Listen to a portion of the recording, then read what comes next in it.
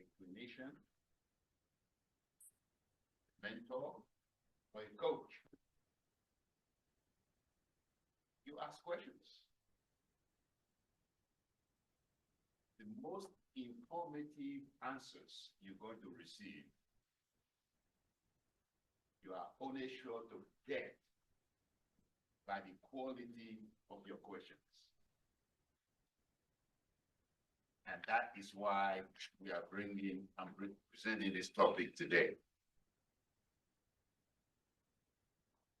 Just before we do that, so you get the most out of this, there is a paper there that is passed around. It's on your desk. Please, let's do some self-evaluation. Nobody is going to know your score. It's for you alone to see. So don't even write your name on that sheet, but just answer it the way it's true about you. And that's how you're going to get much out of this. So you have it there. For people who are attending this virtually, hopefully they can see this. So there are 6 questions that I ask. The first one is, generally speaking, I'm an optimist. If it's not true at all, put a 1. If it's very true, put an 8.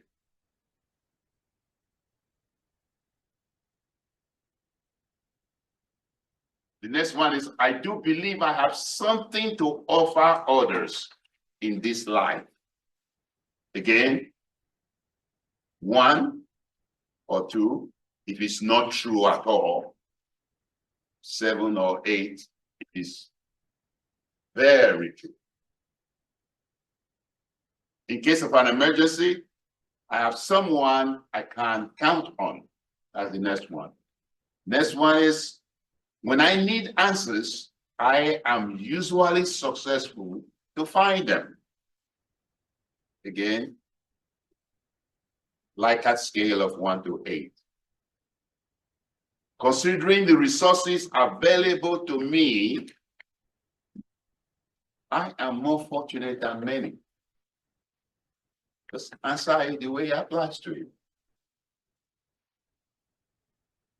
When I think about my relationship with God, now that word God then may mean Yahweh, may mean Allah, may mean Jehovah, it may mean some cosmic, omnipotent force. Just something larger than yourself. When I think about my relationship with God, I feel reassured and less afraid. Not true at all. 1 or 2. Very true. 7 or 8. Somewhat true. All that in between. So please add up your scores. Whatever you circle, add it up. And once you add it up, let's call that your hope score. And we will come back to this. Hope score. Please flip the paper over. And there's another 6 more. We are just going to use the first 5 minutes to do this. Again, let's call it the hunger score. Number 1 there is, I am currently under a lot of stress. Not true at all. 1. Very true. 8. And then in between, choose your score. Next one is, I do not get the respect that I deserve. Whatever is true for you, just put it out. I have no trusted or intimate companion. Not true at all. Very true. Lack of enough money is a constant worry of mine. just as it applies to you. And then the next question is, I have so many unanswered questions. Then I'm worried about my future. Not true at all in A2. Please add up your score, and we're going to call that your hunger score. Just set evaluation. Please don't put your name on that paper so that if somebody else sees it, they won't identify you. Just for you to know.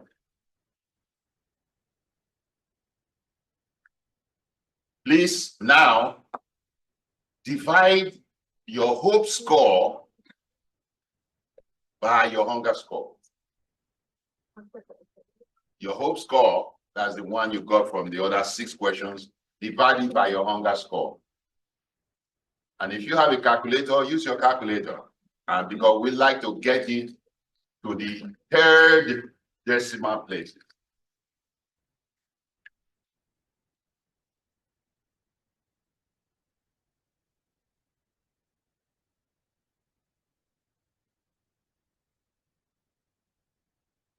What you have there now is your personal happiness index. If you have never used this before,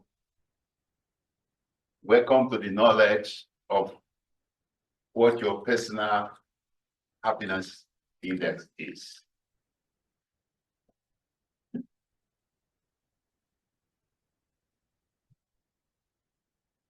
All right. So very quickly, anybody who scored above 1.0, congratulations. You are classified as a happy person. And this is a very reliable tool. We talk about the alpha value and the CVRO and the test-retest reliability for those who want to know about it. Those who have above 2, you are very happy. Congratulations. And those who are above 4 and above, you're what we call flourishing individuals. Flourishing means that you are functioning in the highest range of human range of functioning. You are in the highest range.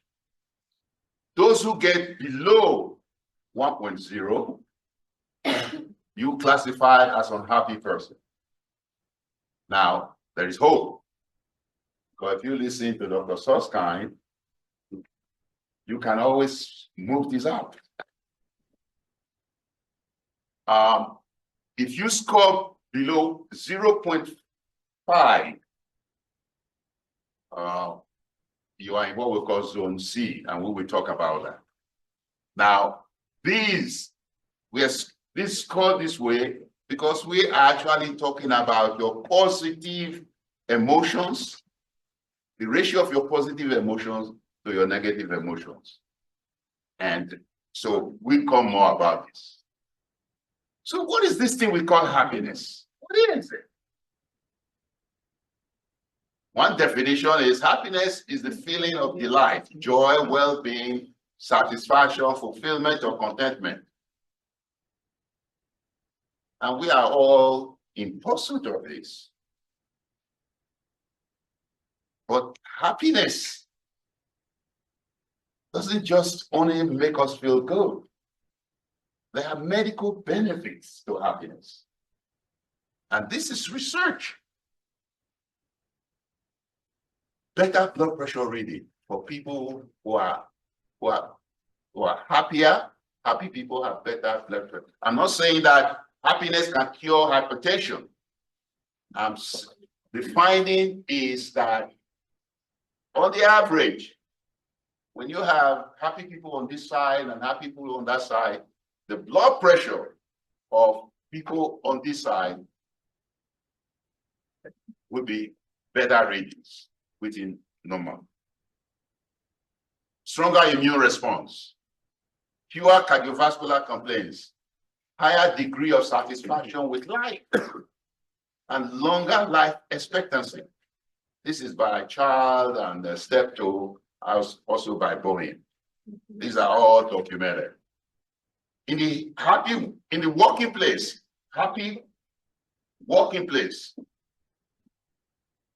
31% increase in productivity, Harvard studies.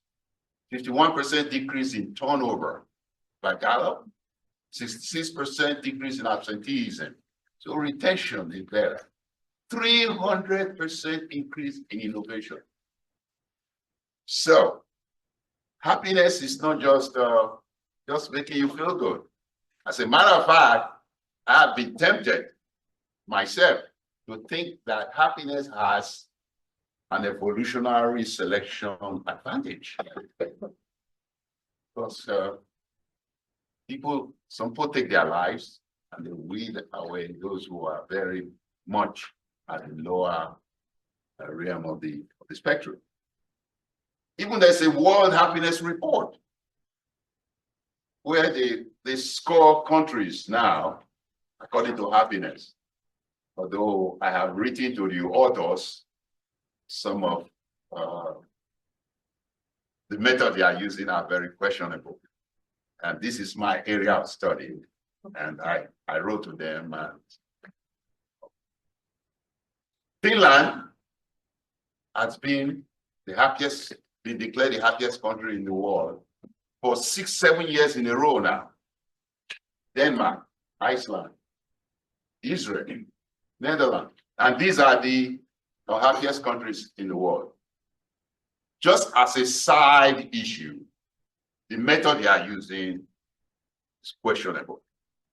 Number one, they are not even considering the incident of suicide. Finland has a very high incidence of suicide. How can you be the happiest country in the world and you have a high incidence of people taking their own lives?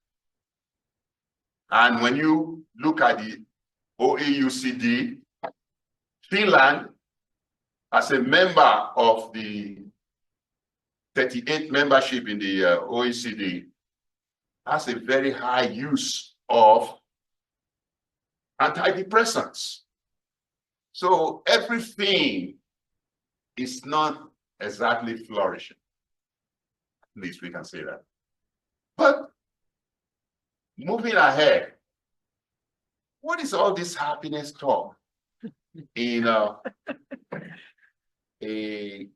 audience of experts on addiction? Point is that happiness, and Dr. Susskind touched a little bit on this too. The condition of having a habit, fixation, compulsion, or craving for any particular substance, thing, or activity. When you think about it fundamentally, it's related to the pursuit of happiness. The addict is trying to get happy. What is happening is that just using the wrong method. All right. So this is it. And this is the area, we all have area that fascinate us and we spend a lot of time. I spent 30 years trying to answer one central question. It started in 1979 as a third-year medical student. And it was supposed to be a 2-year project. I didn't know it was going to take the rest of my life. What makes life most worth living? I thought it was hope. And I did study on hope. I created a hope index scale that became very popular, even with Fortune 500 companies like Coca-Cola, General Motors, and was used. Well, some of you might have already heard about it. Very successful. And I was dealing with hope. And hope is the feeling and the belief that what one desires is possible. So That study took quite out of me. But we found that what are the sources of hope? The 5 sources of hope are these: intrinsic asset, human family assets, economic asset, educational assets, and spiritual assets. Again, with the permission of Dr. Soskai, you can see the connection that he was talking about, connection with yourself, others, and the higher body. So the feeling that desires, your desires are possible, achievable. Where do desires come from? As a faculty member in the medical schools, I got my medical students, residents, nurses, and we try to find out, where do desires come from? Where do our desires come from? Very fundamental question. And we found where they come from. The desire that we're talking about here, we classify them as hunger. Hunger meaning a compelling desire. Okay, so you had your hope score, your hunger score, and we'll talk about that. All right. Dr. Martin Seligman, when he became the ABA president, he brought the movement about positive psychology. Actually, I was already doing this work when he was dealing with learned helplessness. And so when the mantra of positive psychologists became happiness, I was wondering, what about hope? Can you have happiness without hope? Can you have one without the other? So this is the work I was doing. And I found very quickly the relationship between hope and happiness. For example, just look at the 5 sources of human hope and look at the 5 triggers of happiness. Very, very related. The category 4, question 4, the education. I guess, to our scholars, when we have more hunger, we could be more happy. Well, we're gonna come to that. Definitely. So you see that, all right? But when I was finding a way to articulate the relationship, I could not find the words. But I found a mathematical expression that tells exactly what it is showing me. I have been credited with the author of deducing this equation. In all modesty, the equation found me. Because this was not what I was looking for. I was studying, and then when I created a mega chart looking at these 3, then I had a eureka moment that led to this. So when you deconstruct this, happy, hope, hunger, happiness. This is what we have measured for you. What we measure for your hope, we're measuring the 5 sources of your human hope. And what we measure was the 5 inborn human hungers. Okay, and then happiness. This is what you just did. And so, those of you who scored 2 and above, you are in zone A. Those of you who scored 0.5 and below, you are in zone C. And most people are here. In all the places we tested In Europe, North America, in Africa, Central America, and in the Caribbean, there are three kinds of people. Those with high hope and low intensity of hunger, and those with low hope and high intensity of hunger, and then in between. As a matter of fact, very, very rarely you will see someone who has a problem with addiction in zone A. Very rarely. When you get here, you will see quite a few. So this Edo questionnaire, which you took, and please, again, don't write your names on them. Sir, if we can collect those, the papers, please. Where is the gentleman that's helping me? Oh, that's exactly. Please, we can just collect those so I can make comment about it for the group, but without knowing who got what.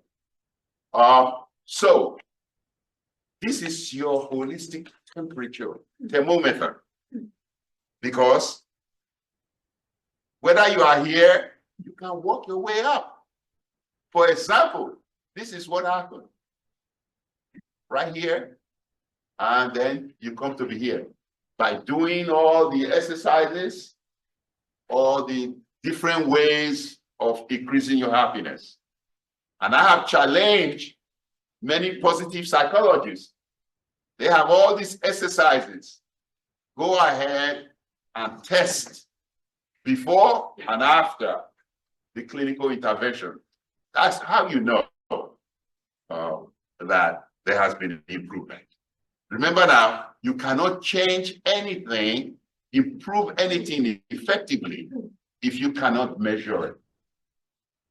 And happiness has been a problem for measurement.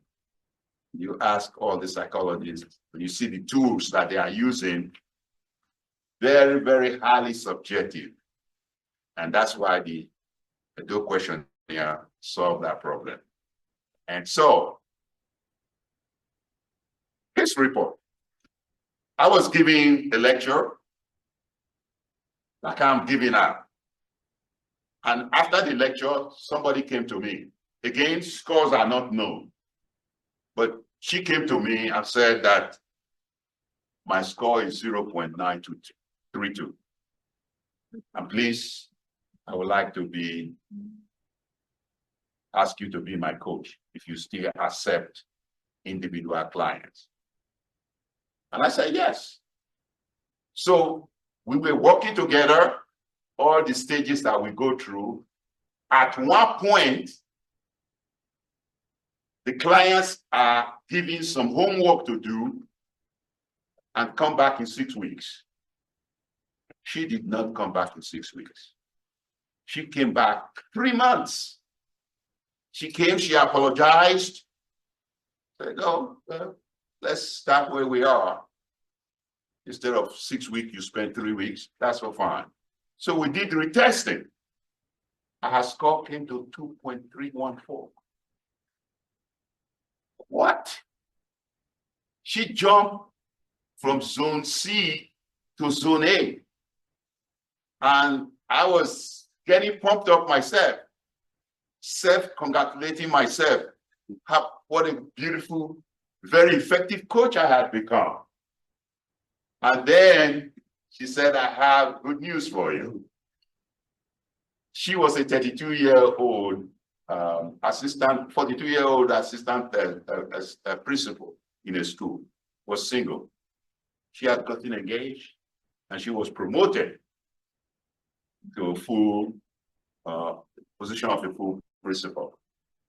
And so I got a little bit deflated because I don't know how much I had to do with her score rise. But the point is that this tool will find where you are. Find where you are. When you lose your key or you find your remote control, it's not going to make a difference in your score. when there is a life-altering event. And that's where it's called. So whether I am talking to, as I'm doing in this slide, talking to directors of human services from different companies that I talk to many times, different people, or I'm talking to an audience of people from different walks of life, like you are here now. My message is the same. The message is know your personal happiness index. Know it.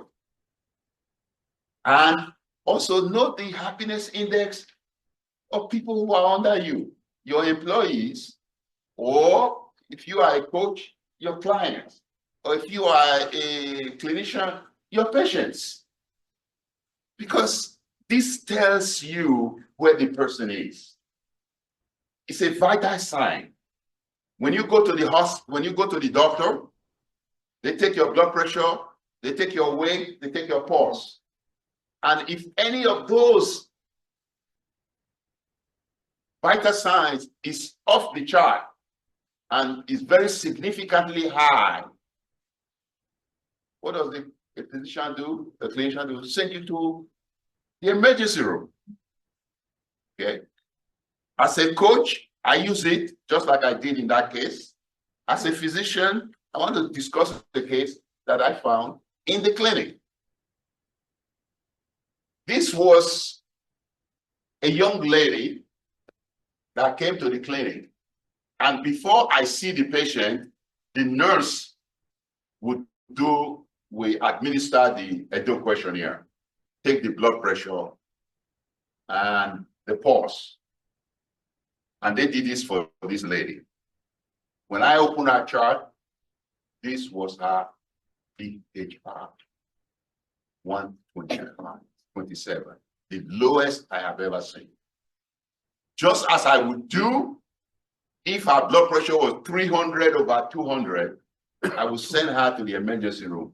I sent this lady to the emergency room and wrote a note to the emergency lead physician that I would want her to be admitted and be followed within 24 hours by a psychologist or a psychiatrist. The ERO physician was unimpressed. Sent her home because her blood pressure was normal, pulse was normal, temperature was normal. Sent her home. Against my advice, gave her an appointment to come to a clinic, outpatient psychiatric clinic, the following day. Patient did not return. I was calling, my nurse was calling and all. We found out later on she had taken her own life.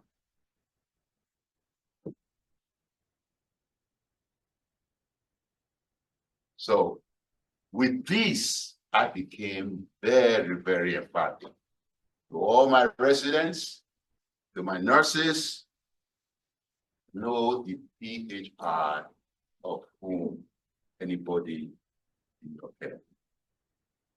And so this actually is my message. Know the PHR. If you want a copy of the PHR,